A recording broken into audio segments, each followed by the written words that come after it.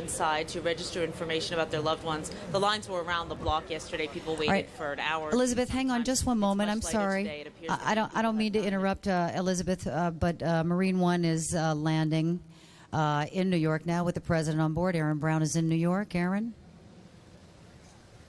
Helicopter landing, and the president will make his way to the location, as we have been telling you. I believe that's the president's helicopter. The first helicopter must have been in the advance team or security team. In any case, the president will make his way towards the World Trade Center site under very, very tight security. As you can imagine, on any presidential trip, security is very tight, especially so here. The pool report by pool reporter David Gregory talked about fighter jets flying on the wings of Air Force One, just off the wing of Air Force One, as they came up from Washington up the corridor. Martin Savage down on the ground along with a number of other CNN correspondents. Marty, are you able to hear me? Not yet. Richard Roth, are you able to hear me yet? We'll work on that. Certainly not a sight that people in New York are accustomed to. There we go. Perhaps it is a sight that the people in America will be growing accustomed to in light of the changes in society and in life in general ever since the devastation that took place at the World Trade Center. Activity here as far as supplies and equipment going in has been brought to a standstill. That seems to be a clear indication right now that the whole security cordon has been carefully put in place now in light of the president's visit that is expected to be very soon. But it has not disrupted the work that is going on at the site. They realize this is vital. Certainly the White House would not want to impede in any way the chance that survivors could still be found. And despite the rain, despite the change in the weather, despite the wind that blows, the threat that hangs over their head from buildings, the morale is still high. The hope still burns very strongly in the minds of many of these rescuers. It should also be noted that despite the heavy downpours of rain, the fire continues to burn deep inside the World Trade Center. The smoke may not be so obvious against the background that is no longer blue, but it is still there.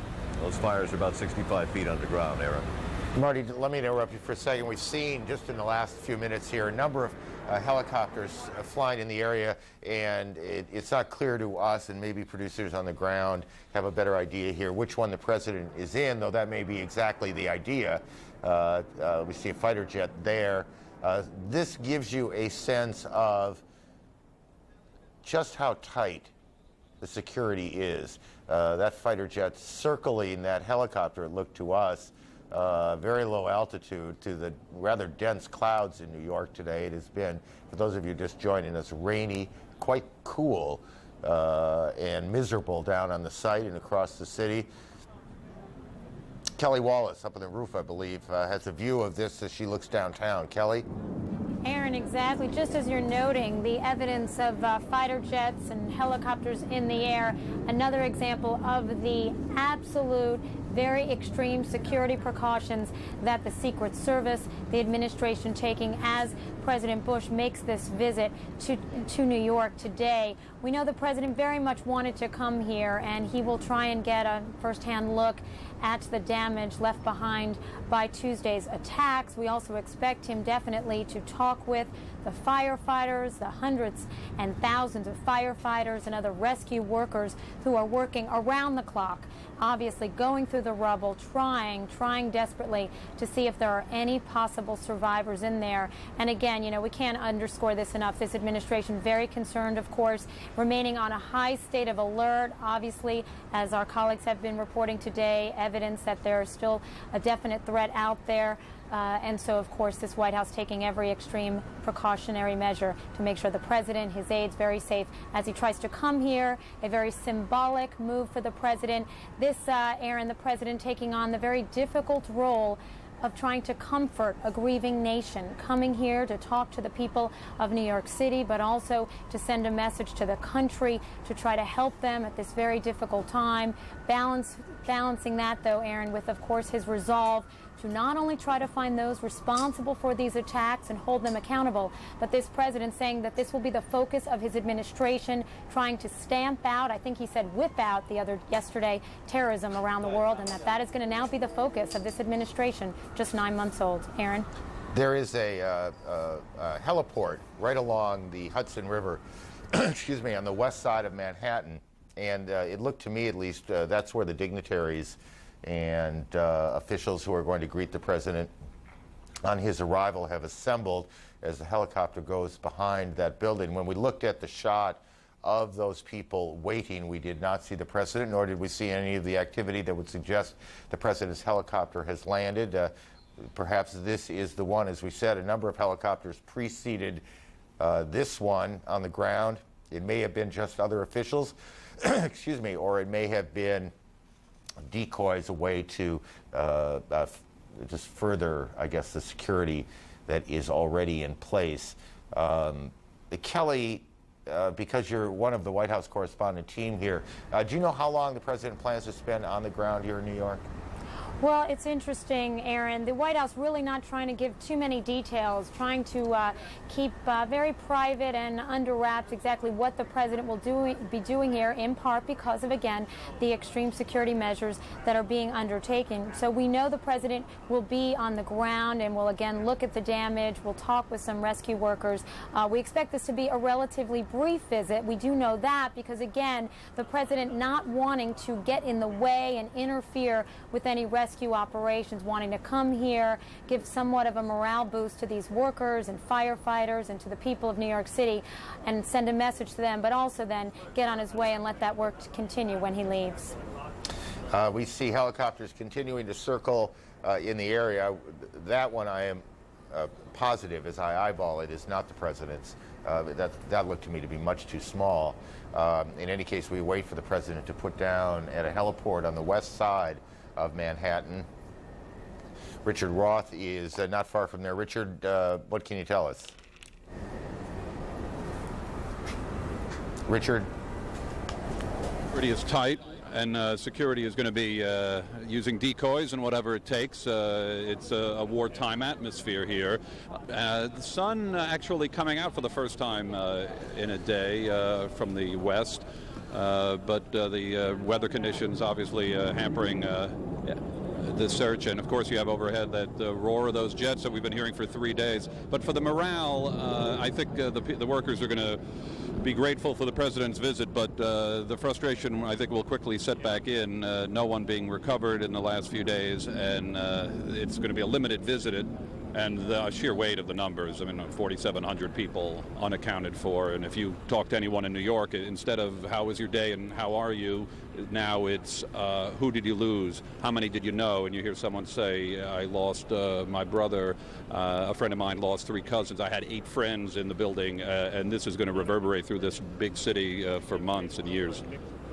Somewhere in this group of helicopters that's circling the west side of Manhattan, the lower west side of Manhattan, looking for, waiting for the president to land, is the president and his helicopter. We haven't seen him yet. Excuse me. Yet another helicopter putting down, and we'll see if the president is on board this one. Suspect he is, to be honest. Kelly, you go on these trips all the time. Just as you've been watching this, does it just look different? Is there more, are there more things in play, more planes, more helicopters, more signs? Definitely, Aaron. I mean, as you know, of course, there's always tremendous security surrounding the president anytime he takes a trip in the United States or certainly around the world. So definitely security always tight. We are seeing beefed up security measures, things we haven't and don't normally see. But again, that is just another example of the situation that the White House and the administration now facing. We see, and again, we don't know for sure, but we do believe that is likely to be the president's helicopter. And the president, I believe, Aaron, was getting an aerial tour of to see the damage from overhead. And again, that was likely to be pretty difficult for the president to see. The damage and destruction, when you look at it from above, is pretty enormous. The president would then get down on the ground and view things firsthand from there. and then talk to some workers. So as you know, Aaron, you saw the president in the Oval Office yesterday sort of balancing two emotions. You know this president to be a very emotional man, and when he was asked how he's sort of handling this, if he's praying, he said he didn't want to talk about himself. His focus was on the families and children, and after he said that, he sort of bit his lip and clearly was starting to tear up. At the same time, during that Oval Office appearance with reporters, he also was very determined and showing his resolve, saying that this is sort of an act of war on the U.S., the first war of the 21st century, and that he was committed to doing everything possible to find those responsible for those attacks, those organizations or countries which support or harbor terrorism, and to work with the international community to wipe out terrorism. Aaron, the president saying it's a time of great tragedy, but that he was going to try to use this as an opportunity while he is in the White House to do everything possible to try to reduce the terrorism threat around the world. Aaron? Before the president made his way to New York, he signed the formal declaration of a national emergency. That is a legal requirement that allows now the Pentagon to call up as many as 50,000 reservists, though the Pentagon briefing earlier today suggested the number will probably be somewhere between 35,000 and 40,000. Many of them in the Air Force, others in the Army, the Air Force flyers and support domestic patrols. As we understand it, many of the soldiers and their support, the Army, will be in support of people on the ground here. We see the White House Press Secretary Ari Fleischer coming off and wait for the president to come off. As those of you who just may be getting home from work today, it has been a miserable day by and large in New York City. Cold, wet, rainy. That's what the president's walking into. Martin Savage. Well, Aaron, one of the things that I wanted to bring out to you is the fact that a comment that has been made by so many of the workers that have been here, that have traveled from so far. Seeing it on television is one thing. Seeing it in person is vastly, vastly different. They remark that television, even with the many different angles, with the many different cameras that peer down consistently, just do not do justice to the amount of damage that has been done and to the extent of the tragedy that can be seen spreading out around the World Trade Center. So one of the clear things, obviously, as President of the United States, but also as an American, is the impression he is going to get from being here on the ground, from seeing it firsthand.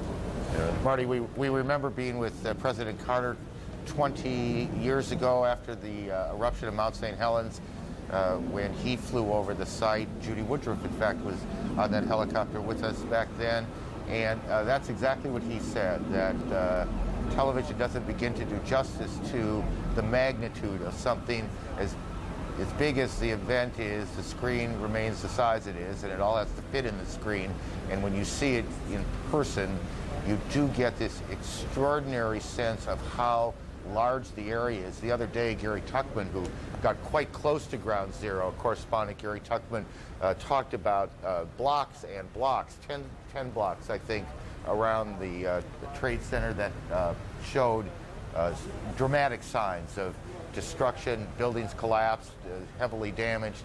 And so the president flying overhead in the last few minutes, no doubt got an impressive and we suspect somewhat depressing look at the magnitude of what those two planes did when they came crashing into the towers of the World Trade Center at 8:48 in the morning on September 11th, and then again at 9:08 in the morning. How long ago that seems. Yes, it does. Marty? Yes, Aaron. Are you seeing any sense of busyness? We just, there's the president dressed in looks like a khaki jacket, just behind the fellow in the red Coast Guard uniform. Governor Pataki with him. They're moving behind that, it's like a fire truck to me, Newark Airport fire truck. The heliport, it would be a relatively easy location to secure, relatively easy, because on one side is the river. If that's in fact where they are, I believe it is, Yeah, I believe it is. They're clearly along the water, and it gives you one less area that is difficult to control. Obviously, it's not a perfect area, nothing is, but that would be a little bit easier. We saw a number of congressmen from the New York area who were part of whatever